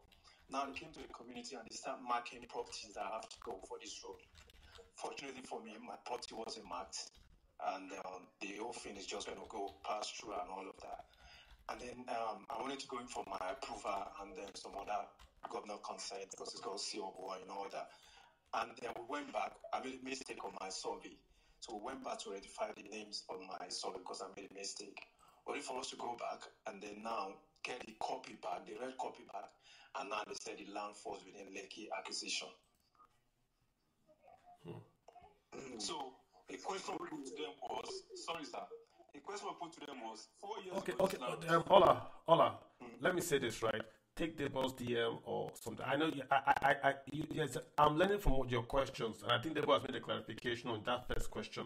But now when you go too deep, it's So I want you to take the boss information. If you don't have it, DM me. I'll make sure I contribute with it. But I think I learned from the first one. I think you have a very, very interesting case. You want to follow up with a lawyer or with Debo or a professional, right? I don't want to cut you off. I think your concerns are genuine, but I want you to take it up with Debo after this. Okay. Unless you have a specific question. I mean, the first question you asked, and that was very general. I think we learned from it. But this is now more peculiar to you. I want you to do a follow up with him after this. Yeah. If you can't hit Debo, DM me. I'll make sure I can get across to him. All right, and then let's get Otel. Otel's gonna be last, and then we'll just go. I kept the man here. I don't know if he has to go do something. Otel, you got the floor. Last guy. Go ahead. All right. Thank you very much for this platform. My question is around. I think what holds a lot of people back is just how opaque land acquisition is in Nigeria. And, there is no, straightforward way to go about it. I mean, if there's anything that kind of speaks to that opacity, it's just a story from Ola here where, he did the right thing and all of that. And it seems like the whole system just kind of works in a way where you need to know certain people, which, most people don't know because it's not their daily job. It's not like there is a clear guidance somewhere that is open for someone to kind of just check. These are the checklist of what you need to do in order to acquire land in Nigeria. And I can't even want to ask the question how does someone who just wants to do the right thing go about doing it? What's the I don't even want to say what's the easiest way, but yeah, that, the fact that everything just seems so murky, everything just seems so kind of shaded, and if you want to do the right thing, it makes it incredibly hard. Here in Abuja, where I reside, things are a bit better because here you have FCPA. If your land has maybe RFO or something, it's easy for you to verify. I mean, there's still some level of shadiness going on, but it's much easier. But down the state, a lot of these things are just the institutions and the structures are just not there. And in such a situation, what is the hope that you're going to buy this land, and at the end of the day, the land doesn't just get grabbed from you? Sometimes by people who are manning the institutions that are supposed to protect your rights to property. So I mean, if I hear you right, you're asking about how to do the right thing, I think is that what your question? How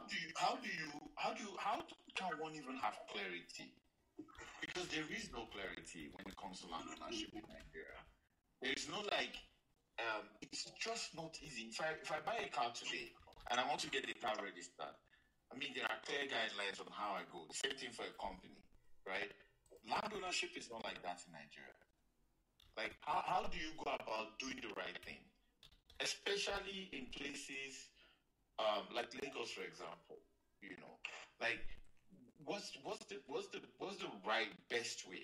My rule of thumb generally is try to buy properties that are mortgage, right? Because then the banks have done all the verification for you. And even if you're not going to take the mortgage, you can be rest assured that nobody wants to lose money, right? And so, yeah. But for a lot of people who maybe they just want to buy land, like what's the best way? What's the rule of thumb to say? I know he gave some things that you have to talk to some professionals, but some of these things. Like for me, for example, I don't even. I listened to what he said, but immediately it just kind of lost slipped my mind. I wasn't writing it down, but what are those things that one can do? Are they like easy steps that one can take to just know that okay, if you align like this, right, you can't get it wrong. All right, Dave, maybe I don't know. I would say one or two bullet points would help here because, like again, the point he's making, and which we all agree with, land in Nigeria is state specific. If you go to Lagos or Abuja, it's easier. Many states it's very murky. There are no laid out guidelines. I think Nigeria used to track the ease of acquiring property. It used to be something that we used to track in Nigeria. We stopped in 2018 when the World Bank stopped it. But back then you could see states that were doing very, very well in the ease of doing registering title and states that were not doing very, very well. But overall, I think like one or two bullet points that you must do before you even go ahead. What are the one or two clear bullet points for us? Okay, thank you very much. And I understand what he's saying perfectly. But unfortunately, I think we've shared what you have to do. Use professionals. That's the truth, really. Across states, across places, use professionals. However, I will say one other thing. The other thing is that because of the way Nigeria works, like you mentioned, I alluded to, I advise people that when you want to do anything in real estate, I've mentioned it. These are the three, let's put it as three ministries or arms of government that you have to touch base with. One, the Lands Bureau. Each state has one. The Surveyor General's office. Each state has one. The Ministry of Physical Planning. Each state has one. Now, locate middle-level managers in those places. Get them into a conversation. If possible, engage them. Especially if they have, all of them, okay, this is off record, all of them more or less have some PP they operate that is registered, okay, with their professional friends or themselves at the back of it.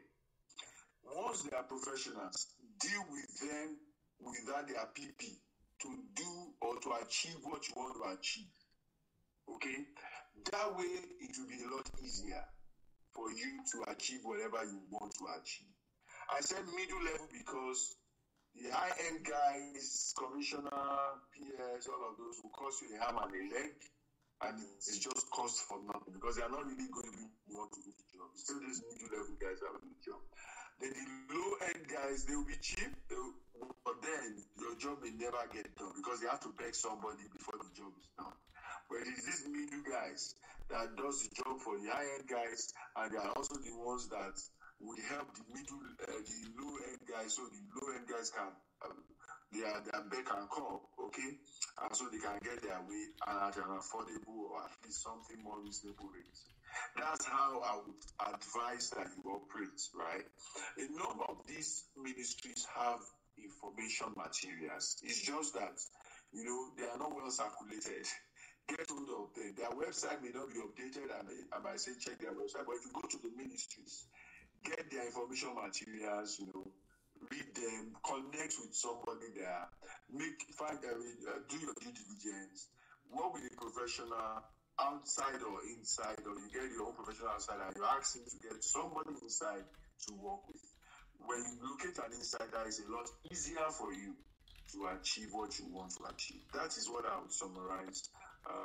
That's how I would end in terms of what you should do. And I hope that can help somebody. I think it does. I think it does a lot. But so then, but let's just round up by just this short and take. So if I was a Nigerian today, or not a Nigerian, would you? And I'm putting you on the spot here. Would you recommend, if I had funds, should I actually, back to this question, should I actually go and invest in property? Do you think it's there's a future for that, owning property with all the cost of doing business? Do you still think it's an investment I should do, or should I just go to fixed deposit and put money there? What's your final? It's an investment you should do. It's an investment. See, all of this difficulty is also what has to the rate at which it can appreciate. Yes, it's an investment one should do. Real estate should be in anybody's portfolio once you can afford it. And I like the fact that you talked about the REIT stuff. I mean, if you look at the analysis in the Nigerian capital market, REITs is the highest, whatever, from the private market. Yeah, it's the highest. I mean, yeah, it's the highest. Mm-hmm. Yeah, so I tell people, at least you can start from that point. You don't have a lot of money, you don't have mission to go and get more land somewhere. But you can buy into a REIT or a pseudo REIT, stuff like that. But just do your due diligence. But it's something, real estate is something that you should get into. No doubt about that. Absolutely. Yeah. And last question, I got a DM. I didn't just ask that question to you. So what he's talking about, why can't we tokenize this fundraising for a property? He says he went to a place and he saw that people would get a house and then would sell it. Like a REIT, you sell the tokens. And when you buy that token, you own the home. You can then fund your home and all that. He's asking, why is that not so widespread in a country like Nigeria, where we have high cost of capital? Have you seen that? Is it something you think can work? Yeah, it is there, but the word is not widespread. Well, I don't think we should even talk about being. It's not even spread at all, not even wide. So, but it's there somehow. So Nigerian SEC just came up with a regulation to approve crowdfunding about 2 years ago, and even at that, what they came up with is abysmal in terms of the amount, and it really can't help the market. But there are a lot of private tokenization and securitization that is also happening. Yes, outside of SEC as it were, and some of them are very well organized and run, so they can explore. But that's the next line. That's the next line. People are exploring how to go to the market now, raise REITs, and stuff like that. I believe that is an opportunity for people who know about finance and structuring, financing and funding and raising money and all of these tech-backed methodologies that we can then use and fly on. But yeah, it's something that's out there that we can take advantage of, because we have all the fintechs, we have all the. I mean, I just feel it's something that is easily pluggable. If you have we have something called Prop Crowdy. They allow you to raise funds. I wanted to mention Prop Crowdy by Ibinova. That's on. But my talks with him revealed that they are struggling in the terms of market acceptance. Because again, you see, Nigeria has a very challenging problem. For a prop crowd now, because of the rental rates, when they compare the yield to other options, people would rather go for other options. Once you do any real estate structure and appreciation is not part of what you are going to pay out at the end of the day, it's going to be difficult for you to compete with even money market sometimes. Not to talk about that market. So, but Prop County is there, and they are surviving. I know they are trying to work with Nigerian Developers Association of Nigeria right now, because I'm involved in some talk on that line. And that's the only, I think there are just about two, if not the only licensed, SEC-licensed crowdfunding is available. And if that was able to take off the ground, that would make a big impact. But what we're saying for those that are following is that you would allow if you had a property, you could go to Prop Crowdy and say, I want to get investors.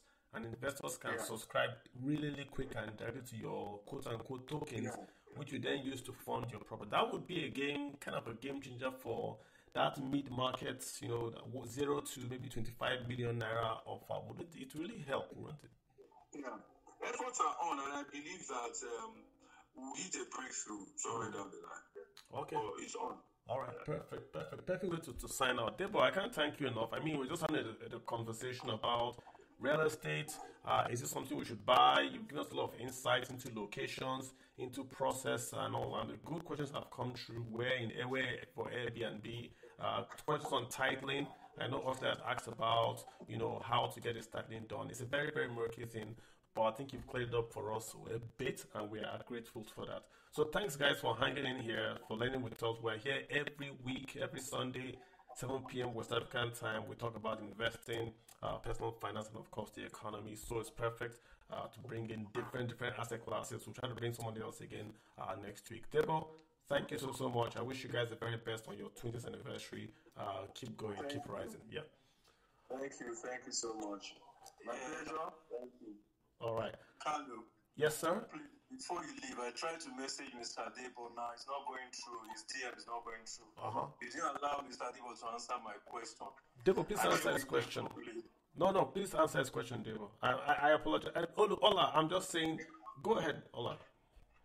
Please, I was saying that now, he said that now falls within Lekki acquisition because of the coastal road, but my property is not marked. And I went back to ask them. They said the reason why that is being so is because of the coastal that is going through that assets. They don't know which property is going to be marked or all that. So for now, Lagos State is just trying to cover themselves. So because of that, I can't do anything on my property. I just have to abandon it. And I've spent so much money on that property. Yeah. Sorry. Is Tayo right? Ola. I can identify with you, and I understand what you're saying very well. And they just told you the reason. So, you see, governance in this part of the world is very, I don't want to use the word I want to use, but you see, they rule us, as it were. You can imagine the excuse they gave you. They don't know where the land will go yet, so they just want to play safe, and then they are holding your own investment in limbo. So you can imagine. And that's exactly just what is happening. Unfortunately, you know this corridor very well, Mr. Debo. You know the corridor. Very well. And I know that they've marked. They've also moved again. Thank you. I mean, so they are not sure. So it's unfortunate. I suspect that under normal condition, your property is not under any acquisition. But because they now don't know how they will end up, the government is using this power to just, hold anything around that area that wants approval right now until they decide or they are able to have a clear head as to what they want to do. You can imagine that. And they won't take that decision in good time.